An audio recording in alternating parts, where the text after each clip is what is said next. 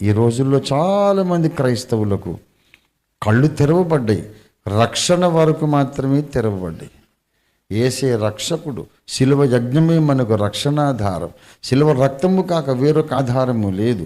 నమ్మి బాప్తిస్మం పొందితేనే రక్షణ, లేకపోతే మనకు నరకాగ్ని గుండమే గతి అని నమ్మేటంత వరకు వాళ్లకు కళ్ళు తెరవబడ్డాయి. గనక వాళ్ళు సువార్త నమ్మారు, బాప్తిస్మం పొందారు, దేవుని సంఘంలోకి వచ్చారు, స్తుతులు పాడుతున్నారు, సువార్త ప్రకటిస్తున్నారు, కళ్ళు తెరవబడ్డాయి.